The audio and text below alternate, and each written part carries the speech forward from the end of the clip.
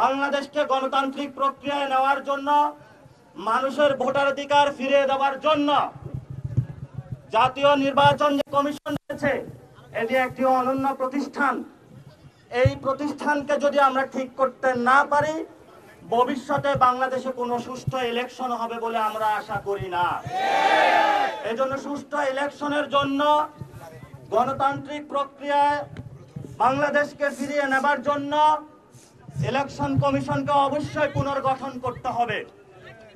এবং এই ইলেকশন কমিশনের প্রথম কেস হিসাবে আমরা ধরে নিব জাতীয় ইলেকশনের আগে স্থানীয় সরকার ইলেকশন। যদি স্থানীয় সরকার ইলেকশন তারা সুন্দরভাবে সক্ষমতার পরিচয় দিয়ে আয়োজন করতে পারবে, তাহলে আমরা মনে করব এই ইসির ফিটনেস রয়েছে জাতীয় সংসদ নির্বাচনের জন্য। এই ফিটনেস ছাড়া, পরীক্ষা করা ছাড়া জাতীয় নির্বাচনের জন্য গত 15 বছরে শেখ হাসিনা ফ্যাসিস্ট খুনি এই নির্বাচন কমিশন সাংবিধানিক প্রতিষ্ঠানকে যেভাবে নষ্ট করেছে, এটাকে যদি পুনর্গঠন সক্ষমতার পরিচয় যদি আমরা নির্ণয় না করি, তাদেরকে যদি পুনর্গঠন না করে সেই ইলেকশনে যাওয়া হয়, এইসির অধীনে জাতীয় নাগরিক পার্টি ইলেকশনে অংশগ্রহণ করবে না ইনশাআল্লাহ।